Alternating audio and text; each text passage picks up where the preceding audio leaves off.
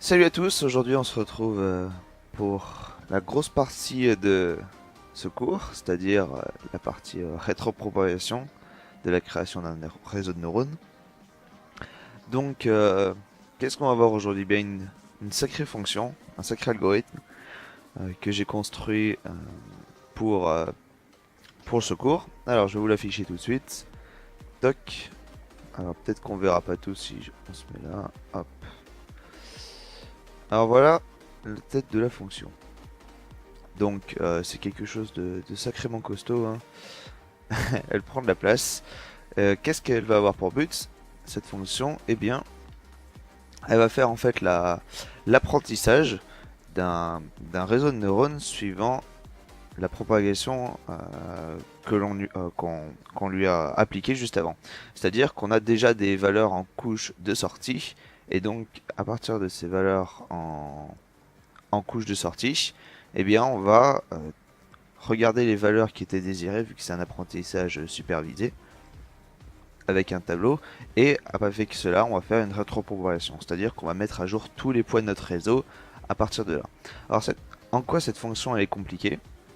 Alors, en quoi elle est compliquée? Enfin, en quoi elle est massive et compliquée?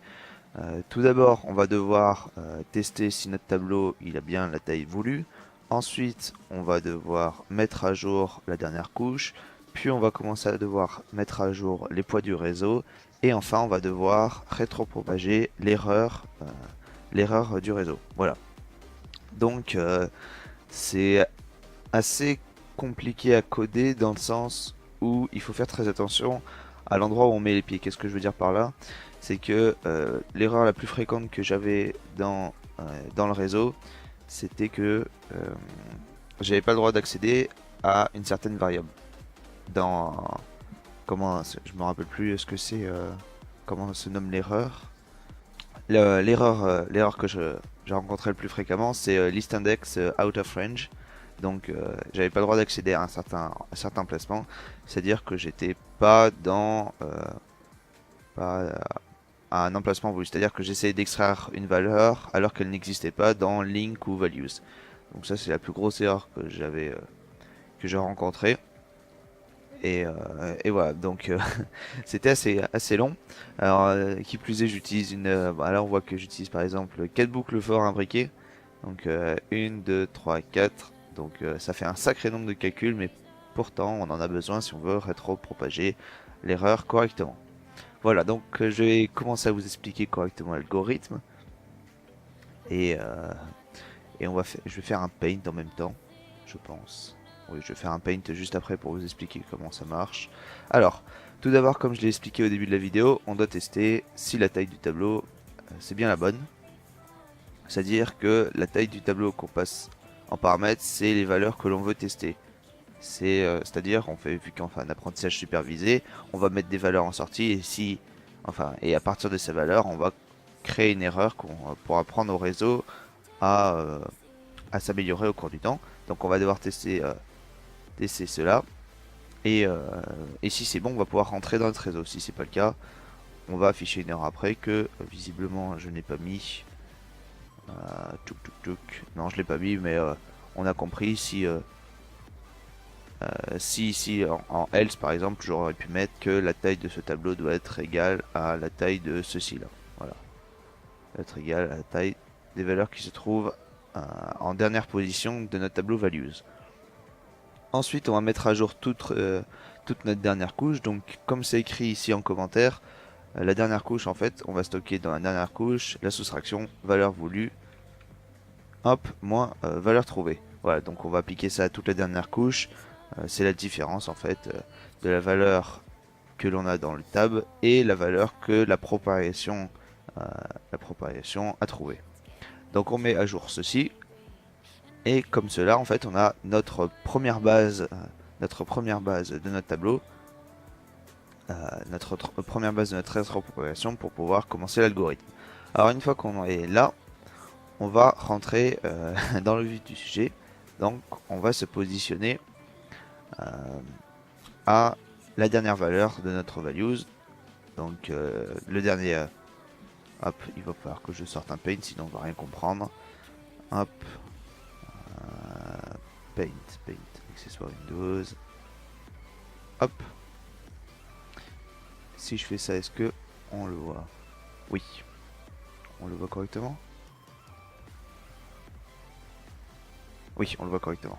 Donc, alors, on va avoir notre dernière couche de neurones ici, que l'on a bien mis à jour. Donc, il y a des valeurs X dedans. Voilà. Il y a des valeurs X toutes différentes. Donc 1, 2 et 3. Je fais ce que je peux hein, pour faire des 1, 2, 3. Donc ça c'est notre dernière couche. Donc on va dire notre couche N. Hop. Et dans l'algorithme on se trouve à cette couche N. Ah oui, vous n'allez pas voir. Toc toc toc. Hop. On se trouve à cette couche là, N.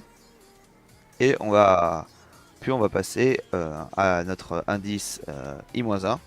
Donc c'est-à-dire qu'on va se placer à la dernière, à l'avant-dernière, enfin la couche qui se trouve juste avant, puisque c'est cette valeur, c'est cette couche-là qui va nous intéresser d'une part pour les poids. Donc on va devoir lier les poids de la couche d'après et les poids de la couche actuelle. Donc la couche, pour la première itération, on a la dernière couche et la couche juste avant.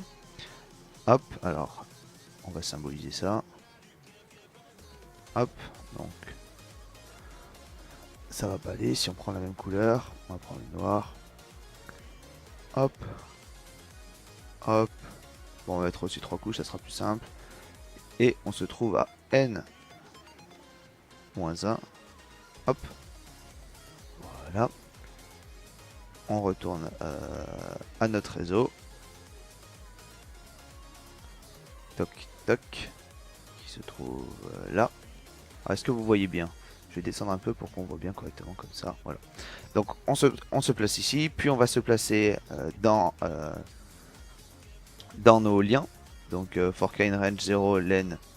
Donc notre tableau de link i-1j, puisque i-1 c'est l'avant-dernière couche, l'avant-dernière place qui nous intéresse dans le tableau. Vu que pour une taille de couche égale à n, on a n-1 en fait valeur, n-1 tableau dans values à la première dimension. Dans un tableau link à la première dimension. Vous voyez, je commence déjà à m'en mes pinceaux. Et la première valeur en fait que l'on va analyser, hop, que l'on va modifier, c'est celle-ci là. Ah. Évidemment, si je l'affiche pas, c'est beaucoup moins facile. Voilà. Donc la dernière valeur que l'on va vouloir analyser, c'est celle-ci. Donc c'est celle-ci qui va nous intéresser en première, et c'est celle-ci qu'on va mettre à jour. Après celle-ci, c'est celle-ci qu'on va pouvoir mettre à jour. Après celle-ci, c'est celle-là.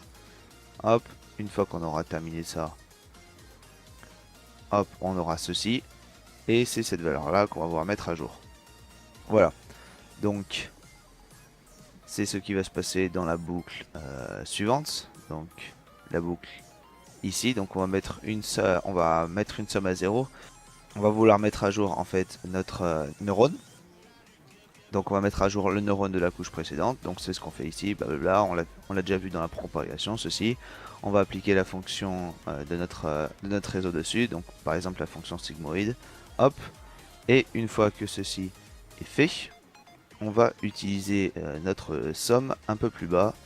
Donc normalement là, voilà, on va l'utiliser juste en dessous quand on va mettre en fait à jour notre poids. Donc là on se trouve au poids dont je vous ai parlé, le tout premier poids qui se trouve en haut. Et comment on le met à jour? Donc tout d'abord on va utiliser l'erreur de notre réseau. Donc l'erreur par défaut c'est 0,001, mais on a pu la modifier ici. Hop, donc notre erreur d'apprentissage. Voilà. Hop, il faut bien que vous voyez tout. Donc on se trouve là. Voilà. Comme je disais avec la somme au-dessus, c'est pas le neurone qu'on va mettre à jour, c'est la somme des poids qu'on va utiliser qui mène à ce neurone là, qui mène donc hop, hop, c'est qui mène à ce neurone là. Donc c'est 3 liens qui mènent à ce neurone là. Donc on va faire la somme en fait de ce poids là fois ceci, plus ceci fois cela, plus ceci fois cela. Donc la formule qu'on avait vue dans la précédente vidéo de NI XI. Voilà. Et on applique la sigmoïde dessus. Bon, c'est mal écrit vu que je suis avec une souris, mais vous avez compris. Enfin, on applique la fonction d'activation dessus. Voilà, bref. Hop, on va enlever le paint. Voilà, et donc on met à jour en réduisant de ceci. En réduisant, en fait, on va réduire de plus en plus. Enfin, si ça donne un nombre positif à droite, on va réduire le poids du neurone. Voilà, vous voyez bien. En faisant la formule de la rétropropagation. Donc là, j'invente rien. C'est pas une formule qui sort de mon chapeau comme ceci. C'est la formule voulue. Donc on a ici moins 1 fois self la values. Donc la valeur du neurone. Self value, oui, la valeur du neurone. Fois la somme. Donc la somme qu'on a calculée juste avant. Multiplié par 1 moins la somme. Fois self values de donc le neurone qui se trouve avant. Donc on va utiliser le neurone qui se trouve là et le neurone qui se trouve là pour modifier le poids qui se trouve ici. Voilà. Donc ça commence à être un peu brouillant dans mon petit schéma, mais voilà, c'est pour vous expliquer. Donc, pour faire plus simple, on va revenir là. Alors, qu'est-ce que va avoir pour but toutes ces boucles et tout ce calcul? En fait, il va utiliser, enfin, pour qu'on modifie le poids qui se trouve ici, on va avoir besoin, 1, de notre erreur, 2, on va avoir besoin de la somme pondérée, non, elle n'est pas pondérée, la somme des que je vous ai écrit juste à droite là, donc NIXI, pour atteindre ce neurone là, avec ces 3 poids là et ces 3 neurones ici. Puis on va avoir besoin, si on s'intéresse à ce neurone là, de la valeur de ce neurone ainsi que de la valeur de ce neurone. Voilà. Donc ça fait beaucoup de calculs pour un seul poids modifié, et ceci on va devoir l'appliquer à tous les poids du réseau. Donc vous comprenez que ça va demander beaucoup de calculs où il ne faut pas se planter dans ce qu'on écrit. Voilà. Hop. Donc on se retrouve là. Oui, ça part un peu loin, mais c'est l'explication. Une fois qu'on a fait ceci, donc qu'on a mis à jour tous les poids, et bien ce qu'on va faire en fait, c'est rétropropager l'erreur. Alors ici j'ai modifié tous les poids qui se trouvent à la couche, et maintenant, donc une fois qu'on arrive à la fin de ceci là, donc quand j'ai bien mis à jour le poids, hop, qui correspond à tous les poids qui se trouvent ici là, donc il en manque 6, hein, mais j'en ai mis que 3 pour bien expliquer, et bien on doit mettre à jour ces 3 neurones. Pourquoi on doit les mettre à jour? Parce qu'on veut rétropropager l'erreur dans l'ensemble du réseau. Et pour cela, on doit faire encore une boucle, donc une double boucle. Donc on doit accéder tout d'abord à cette couche-ci, et quand on accède à cette couche-ci, on doit accéder à tous les neurones. Et pour cela, on doit faire toc toc, hop, on doit faire les calculs qui se trouvent ici, donc for gene range values i-1, donc la rétropropagation de l'erreur. Ici values i, donc on doit utiliser les valeurs qui se trouvent après, et on le met à jour en faisant qu'est-ce que ça fait là, ça? Il manque un calcul là. Il manque quelque chose. C'est bien rigolo, mais il manque quelque chose là. Il doit manquer égal somme. Ça m'embête parce que sur mon autre fichier c'est pas écrit. Mais voilà. Il manquait ça. Donc self values i-1j égale somme. Donc on fait la somme de toutes les valeurs. Et on met à jour, notre neurone qui se trouve à i-1j. Alors je sais pas pourquoi j'avais oublié le égal somme. Ça c'est très particulier, ça m'embête un peu. Mais bref. Voilà. Donc voilà comment marche cet algorithme.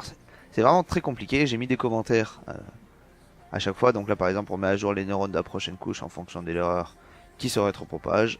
Blablabla.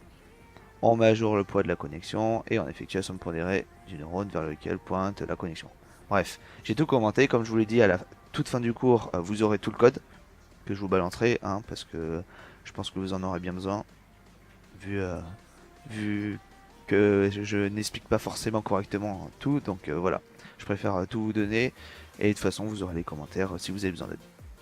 Alors, là on a la dernière grosse vidéo, en fait, enfin le dernier gros cours, hein, parce que c'était le plus compliqué, enfin cette vidéo était la plus compliquée, j'espère l'avoir suffisamment bien expliqué. Euh, Comme d'habitude, si vous comprenez pas la rétropropagation, moi ce que je vous conseille c'est d'aller soit lire des livres, soit des articles, parce que là j'ai pris en considération que vous connaissez un Python et vous connaissez à peu près les réseaux de neurones. Donc je suis allé assez vite là-dessus. Il y a des trucs que j'ai pas forcément expliqué parce que pour moi il n'y en avait pas besoin. Le but c'était d'expliquer comment j'ai construit l'algorithme, comment il marche avec les différentes variables de notre objet. Voilà. Alors, comme je vous l'ai dit, c'est la dernière grosse vidéo, il reste 2 vidéos. La prochaine, donc, c'est une fonction pas très compliquée qu'on verra, c'est la fonction d'apprentissage. Euh, donc, en fait, comment faire un pas? Simplement mettre en rapport la propagation et la rétropropagation pour faire un apprentissage dans notre réseau. Voilà.